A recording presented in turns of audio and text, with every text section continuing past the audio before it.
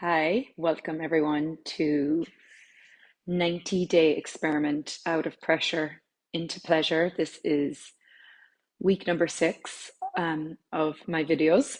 I think I missed last week. And so, what's been going on? Updates.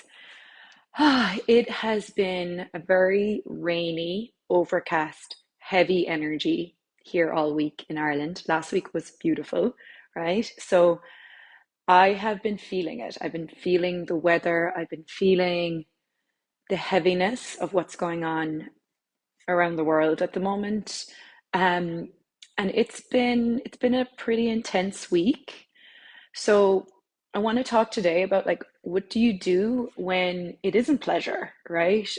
And every day isn't pleasure. And how do you find pleasure even within the heaviness, even within the density, even within the everyday life stuff that we deal with? How do you find pleasure within the insecurity, within the fears, within the big changes that you're making? Like a lot of you know, hi Harish, hi Blake. Um, I have made some massive life changes in the last 2 years with leaving a marriage, leaving a business structure and business system that I spent 10 years pouring my heart and soul into.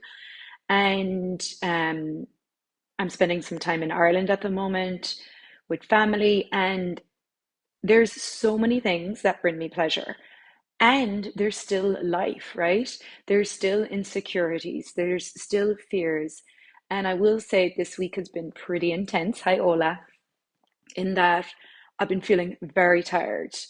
And it's not from not sleeping. It's like no matter, like get 8, 9, 10 hours sleep, and I'm still waking up going, oh my God. I'm kind of like pushing through the days. And I just really want to talk about like what do we do in that, right? Because I think we, as you know, and I'll talk about myself, I can, and you can see if it relates to you. I am someone who's very energetic, who loves life, who loves creating, who loves feeling like things are evolving. And when I don't have that energy in my world, when I have an energy of heaviness or stickiness or lethargic and tiredness, I can really resist that and want to like bypass it. You know, we talk some communities talk about spiritual bypassing, bypassing, and we could talk about like not looking at the shadow, right? We just want to always live in the positive, in the light, in the happiness, in the joy, and we're not acknowledging the shadow side.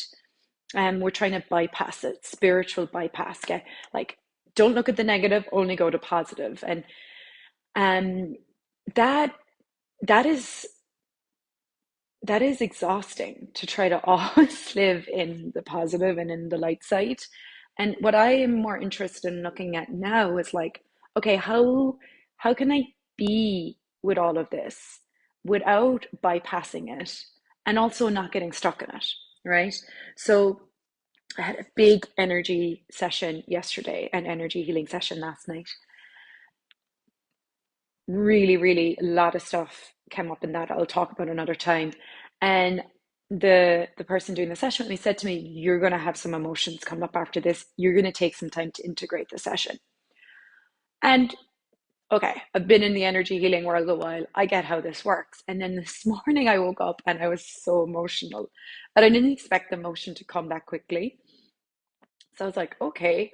And it's like, for me, then it's like, okay, what if I didn't resist the emotion?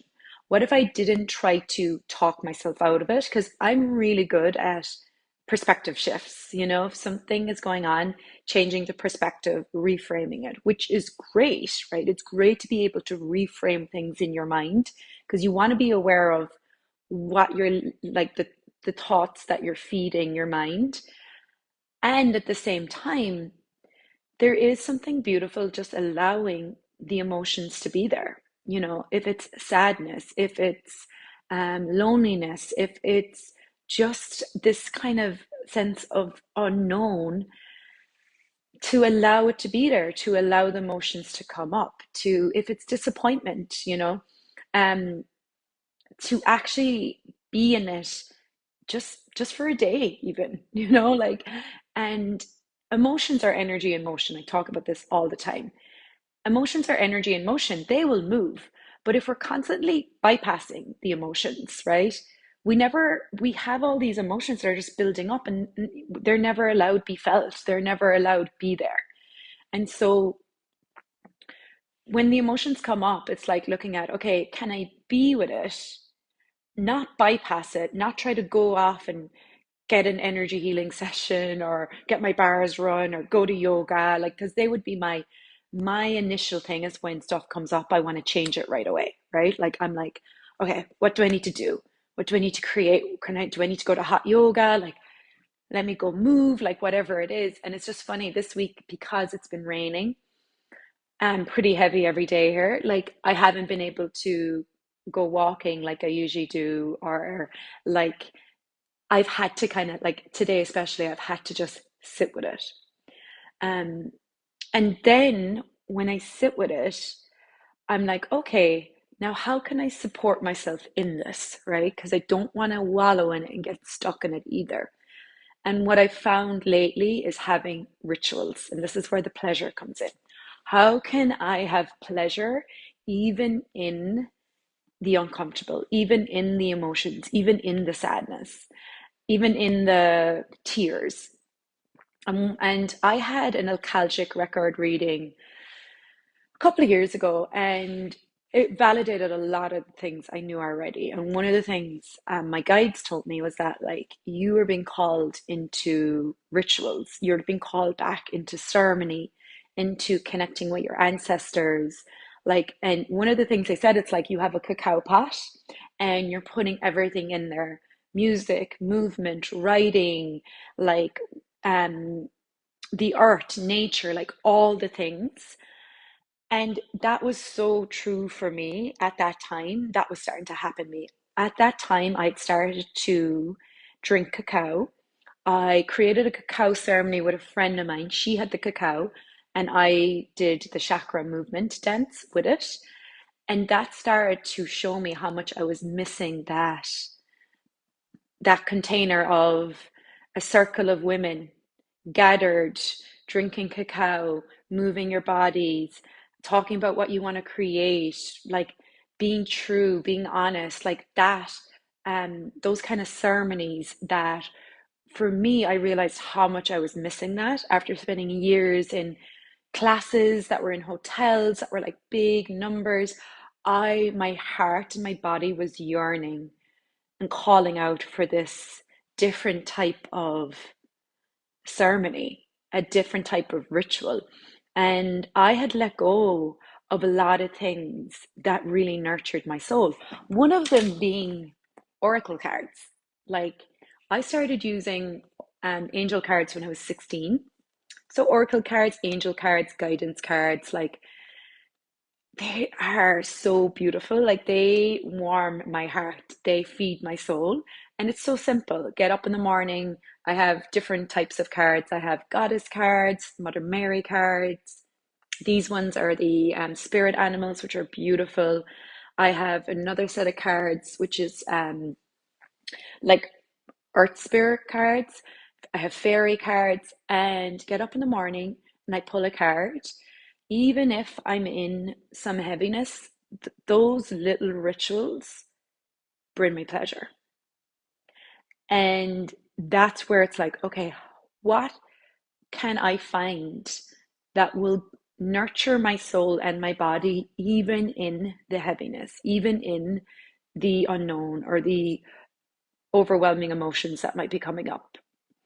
And then this another ritual which I recently started to really start to introduce into my life is drinking cacao.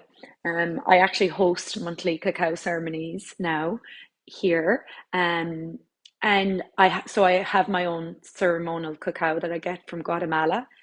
And even just the whole process of grading the cacao, because it's like a block. It's not like cacao powder, like it's pure cacao. So I like grate it and like heat up the oat milk, and then I add in the cacao, and then I set my intentions with it, and I sit and I drink it, and I draw an oracle card. Like all these small rituals that I introduce into my day these make such a difference in allowing me to have pleasure, moments of pleasure, even when things are difficult.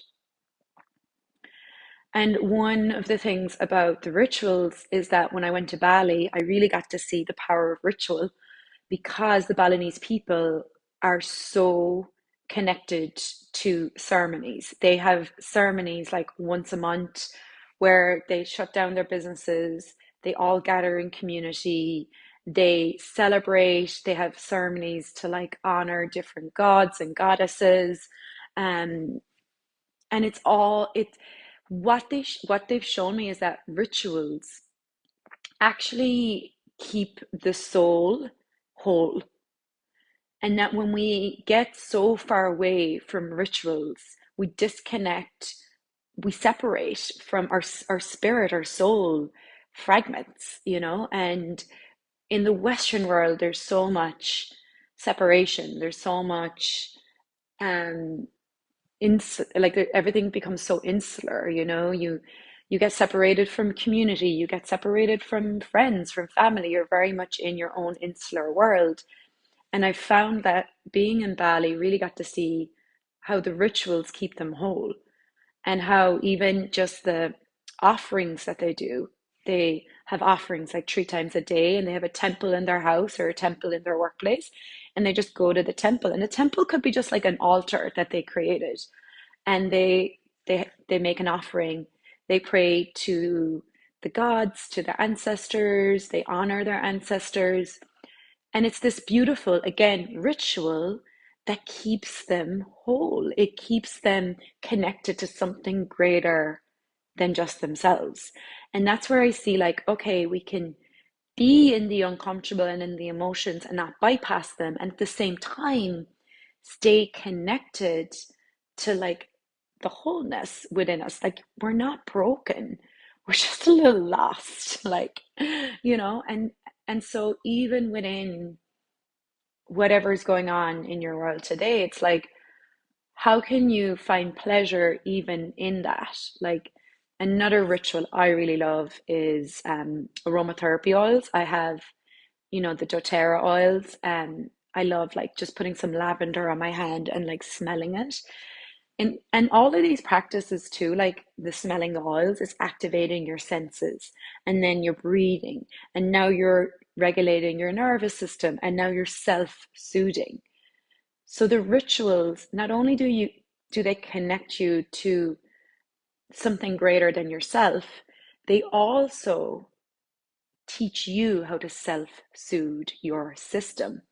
And when you are going through difficult times, your nervous system gets dysregulated, right? And when there's emotions coming up, you get off balance. And it's like, how can you learn to self-soothe yourself within all that in a healthy way, right? Self-soothe yourself in a way that actually brings you pleasure, not in a way that disconnects you even more. Because in this Western world, we've learned to soothe ourselves with things that are more destructive, like drinking, getting on social media, checking out on Netflix, um, overworking, over exercising, numbing out, right? So I'm more interested in looking at, okay, if I didn't have to get away from these uncomfortable feelings, if I didn't have to bypass these emotions that are here, can I be with them? And then can I self soothe through healthy ways? And what rituals would actually allow me to have pleasure and self soothe my system in a way that's actually helpful? Okay, so let's take a breath. I'm going to take a breath. I'm saying that for me. You can take a breath with me as well if you want.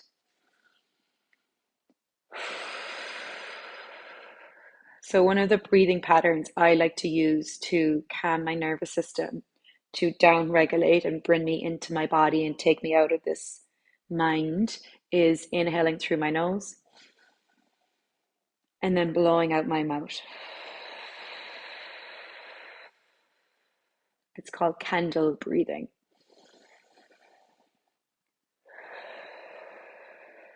Try it out if you like.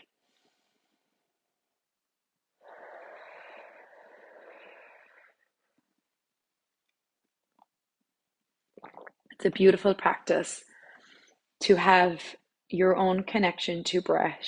Again, it stops you from dissociating from your feelings, from your emotions, from what's going on, and it brings you into sensation in your body.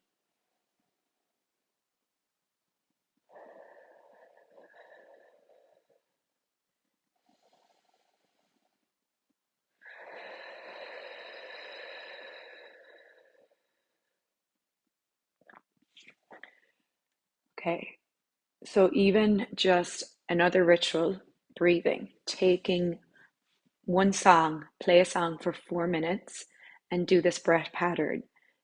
Again, it's a ritual that connects you with your body, allows you to self-soothe and regulate your own nervous system, connects you with sensations in your body so you're not avoiding the sensation, and it also connects you to an energy, a spirit, a source that is greater than yourself.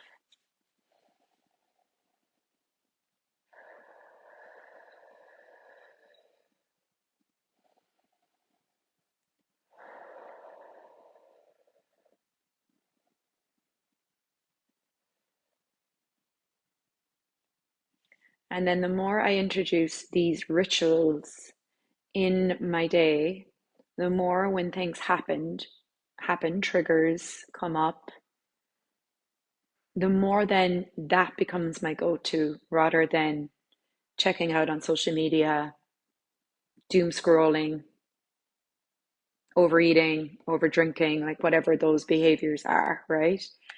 So it's like building your capacity to be present with energies, emotions, and sensations. And emotions are really sensations.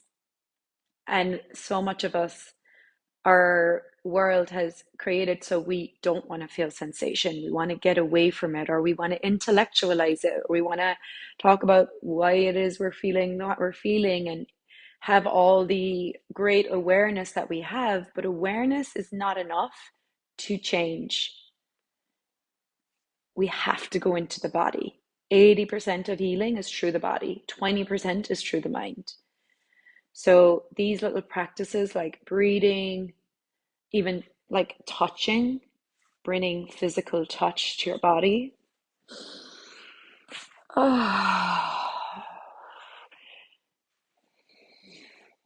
allows you to integrate the emotions, the sensations you're feeling, rather than avoid them.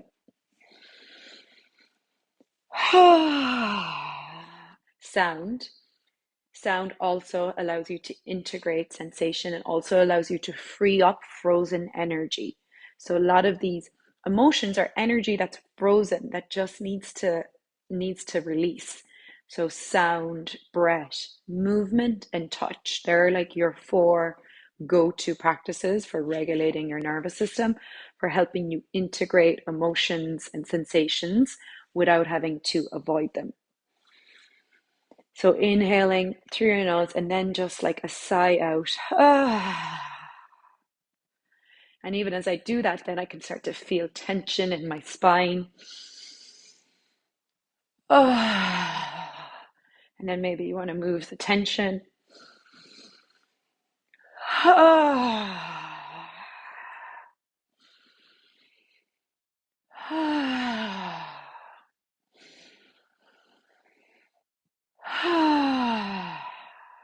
Beautiful. So activate your senses, sound, touch, smell, taste, all of that allows you to self-soothe your own system and you become your own greatest healer. And that's it. You don't need to always go outside of you for the thing, the clearing, the modality, the whatever. Although I will say it is beautiful to be touched by another person. It is really great to get that co-regulation. You just want to be aware of who you're allowing touch you, right? And where they're at. Like they're going through a lot of things in their life, or if they were out drinking the night before or taking drugs and now they're touching you, it might not be so regulating for your body. But if you have someone that you have that safety with and you have that connection with, and that you relax when you're around them, and they do energy healing touch on you or massage or something, that is great. You get to co-regulate with their system. And that's important. We need each other's bodies to co-regulate with. So first we learn to regulate our own nervous system, regulate our own motions, self-soothe ourselves through sound, touch, breath, movement. And then we can go and co-regulate with others.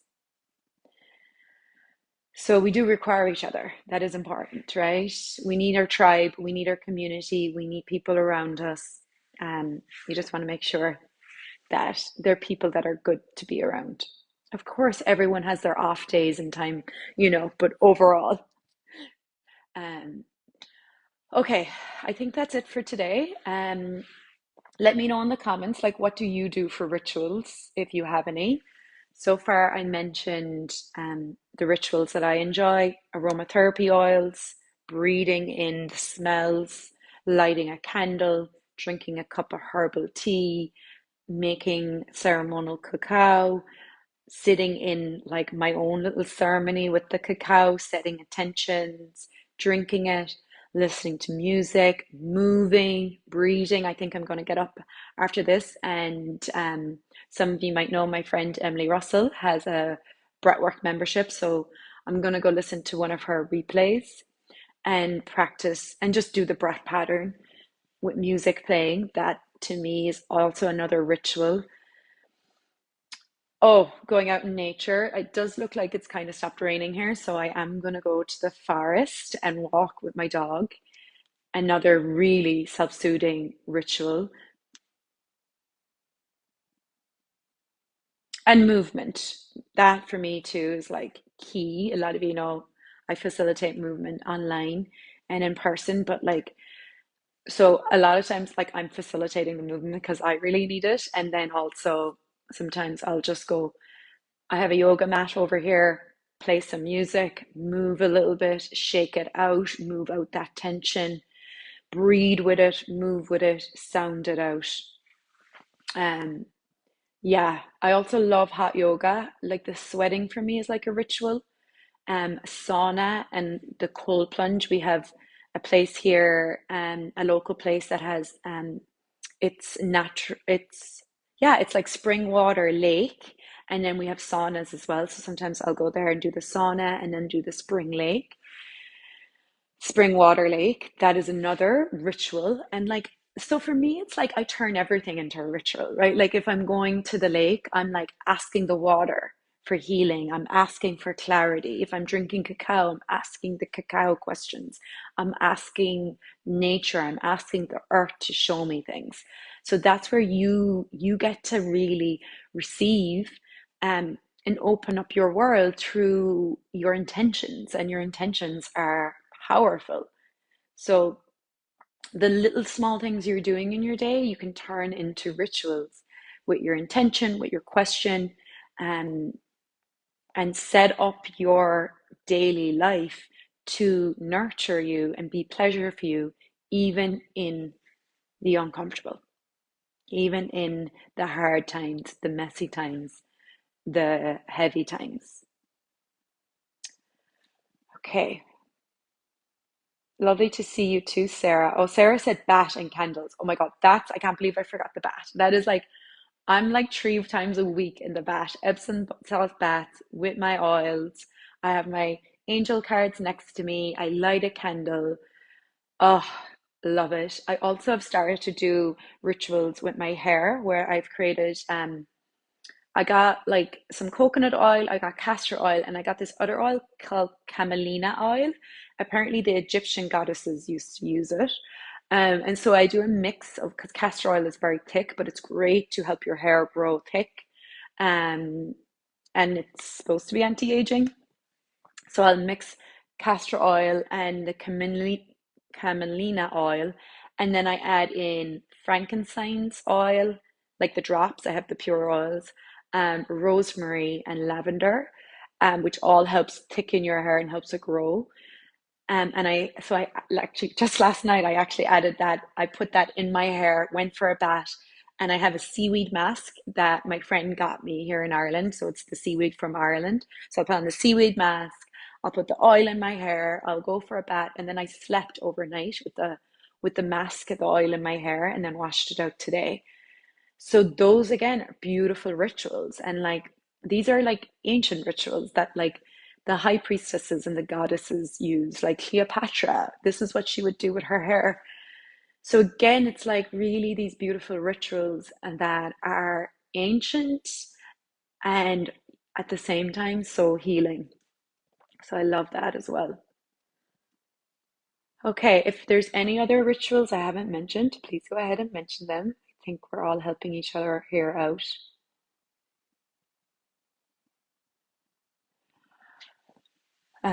Okay, thank you for being here. Thank you for watching. And I hope you got something out of this video. And I hope you can add some more rituals to your day or begin to add them if you don't. Have a beautiful day. Bye.